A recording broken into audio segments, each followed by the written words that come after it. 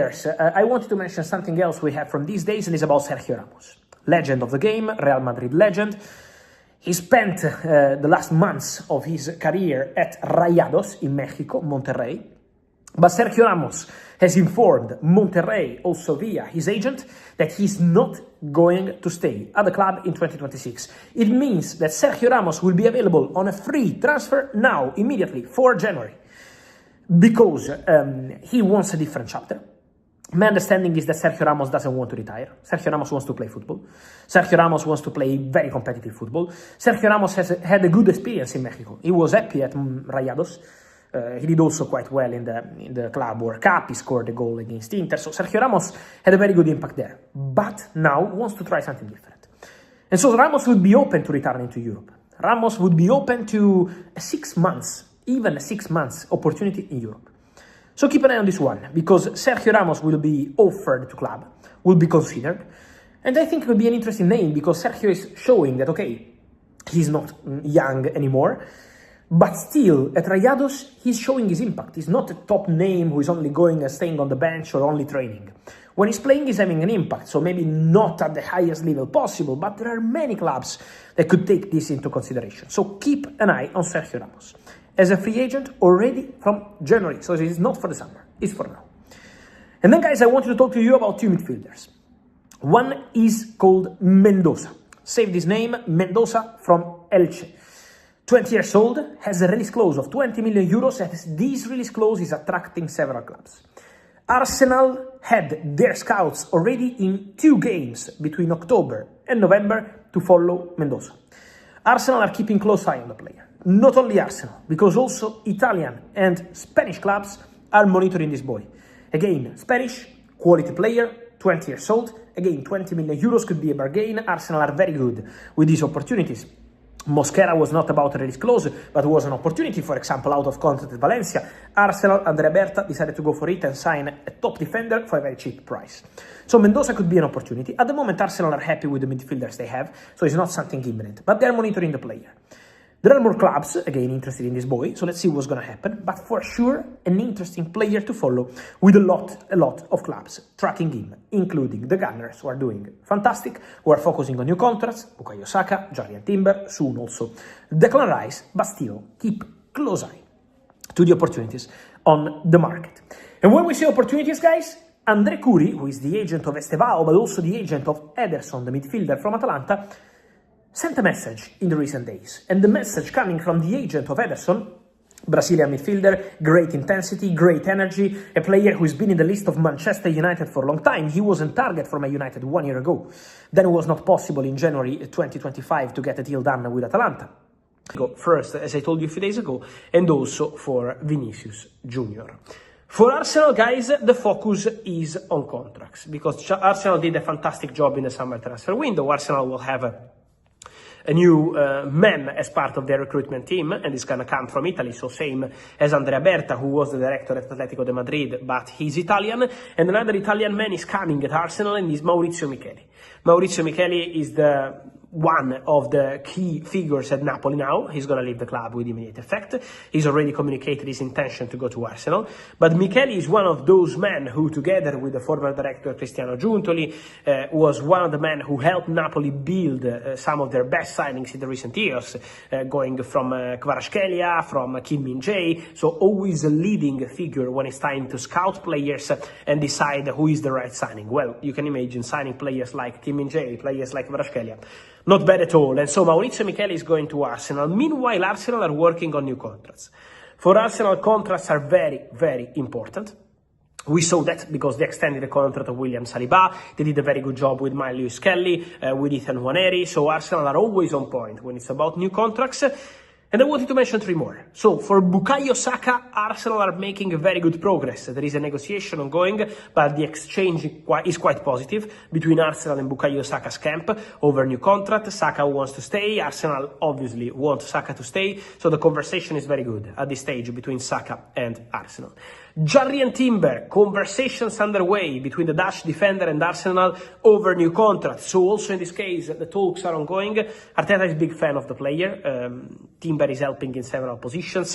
Arsenal believe that his potential is still huge. So he is already doing fantastic, but he can do even better in the future. And so Arsenal want to give him a new deal as soon as possible. And the conversation is well underway with Bukayo Saka and with Jarry and Timber. So let's follow these two situations because Arsenal are really working hard on these two.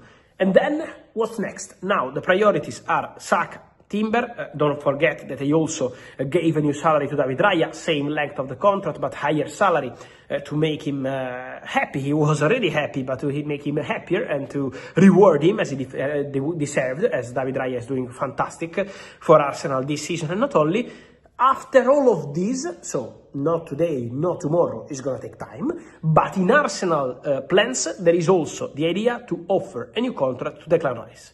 So Arsenal also want to discuss with Declan Rice and offer him a new deal. It's part of the plans, it's part of the conversation, so let's follow that situation because also Declan is going to be one of the names being mentioned internally for a new deserved contract. Wanted to close this video on midfielders, guys, as many of you keep asking me, there is a lot of confusion in the media. Who is the dream target for Manchester United and midfielder? My information, guys, remains that there are several names, and we will discuss. It's not to predict the future, it's to tell you what's happening today. And as of today, there is still nothing advanced with any club for January. The feeling of those close to Marc Guéhi is that the most likely outcome of this story is a move in the summer, on a free transfer, staying at Crystal Palace until the end of the season, and then join his favorite club in the summer. There is Liverpool in the race, there is Bayern in the race, there are more English clubs, including Man City, also calling. Barcelona and Real Madrid just made some calls to understand the situation already at the end of October, beginning of November. We will see in case they decide to enter the race officially or not. But for Guéhi, there is a lot of interest. Liverpool already had a deal agreed on deadline day, and then it collapsed because of what we know. But Liverpool remain in the race for Guéhi, so there are many clubs interested in the player. But at the moment, the most likely outcome is a summer move. Then, I say for now, because in the market you never know, and maybe any moment any club can arrive in January, maybe because of injuries, maybe because of problems, put the money on the table and try to sign the player from Palace already in January. So let's keep that option open. But as of today, the most likely outcome is a free transfer in the summer transfer window. So we will be following the situation for sure. On Liverpool, let me add what I told you yesterday. Today's surgery for Alexander Isak, and so that's a bad news. He will be out for several months. Liverpool will now assess what to do in the January transfer window, but there is a possibility, as I told you yesterday, Liverpool will enter the market. We will see whether it's going to be for one or two positions, but Liverpool are considering the possibility to enter the January transfer window. And so good luck to Alexander Isak, who will be out for some time. And then, guys, stay connected on the Antoine Semenyo situation, because Man United have made a decision. That's internal, but also public.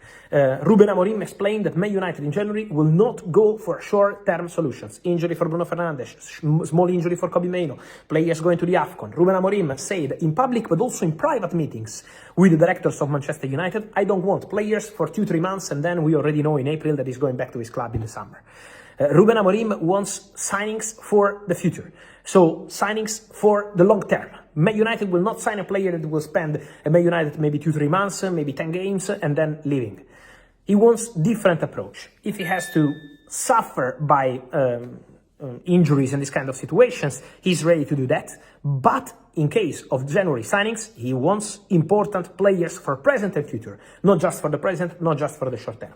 That's the mission, and in this way, Man United are pushing and pushing and pushing to try to get the deal done for Antoine. Also because Hendrik will be back to Real Madrid in summer 2026, but a clause for an extra payment to Real Madrid if Hendrik doesn't play a certain number of games, because they want guaranteed game time for Hendrik, the player, Real Madrid, and so the direction is very clear. Hendrik already spoke to Paulo Fonseca, and so I fully expect Hendrik to be one of the first names of the January transfer window, joining Olympique Lyon. Another big name, guys, Antoine Semenyo. The release clause, £65 million, is gonna be valid until the beginning of January. Around, is not official, is a private document, but sources say around 10th of January. That would be the expiry of the release clause for Antoine Semenyo from Bournemouth. A January move is expected to happen, because in November, Liverpool called to be informed on Semenyo. and Liverpool appreciate the player, but at the moment Liverpool have not made official contact with Bournemouth or with his camp to start negotiations. Just a call in November to understand the structure of the release clause. Tottenham have been interested, but in this moment, what I can tell you is that after the last 2-3 days, at the moment, Tottenham are not advancing on this topic for Semenyo, as of today. Then the two clubs from Manchester. If you are following my channel here, I told you, Monday, Tuesday, Man United and Man City both called for Antoine Semenyo. I can confirm that. Man City and Man United are both involved in the conversation for Antoine Semenyo. So United are in the race, eventually to have Semenyo to play in different positions, can play in the current system for Ruben Amorim, or eventually they can change the system and Semenyo could be still an important player with a different kind of tactical approach. And then there is Manchester City looking for a winger in 2026. Semenyo is not the only name on their shortlist. Man United already had Semenyo on their list in the summer, but then they invested on Mbeumo and Cunha. But Amorim is a big fan of Antoine Semenyo, and Man City are also there, with their management very interested in the player. So City and United fully involved. Liverpool made a call in November. Tottenham liked the player, but at the moment the deal is still not advancing. So let's see what's going to happen, because remember, the clause is there, £65 million.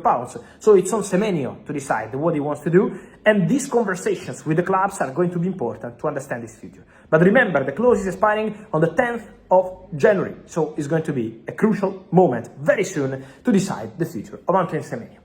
In these conversations, guys, usually players also want to understand about the managers.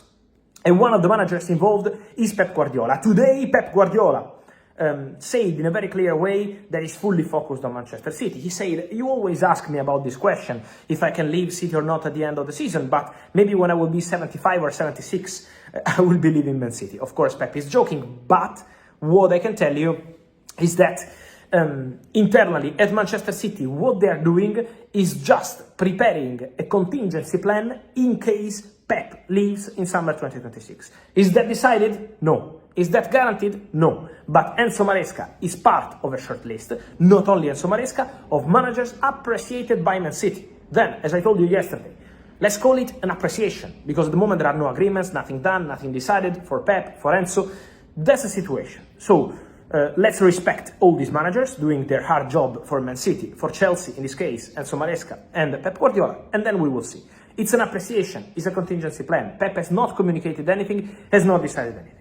Enzo Maresca in press conference, the time in the summer they've been busy, Ethan Nwaneri, Miles Lewis-Kelly, then we saw William Saliba. Arsenal have been active on several contracts in the recent months, with the new director Andrea Berta very busy with the project, important signings in the summer, and then Berta delivering also new contracts at the club, and now Max Doman, as reported by The Athletic, the agreement is done, I can confirm that. Max Doman happy to stay, despite interest from several giants around Europe, in England and not only. Many clubs were prepared to offer him way more money than the ones offered by Arsenal. So in terms of financial proposal, there was really important money on the table from several clubs trying to tempt one of the best talents in the world in this moment.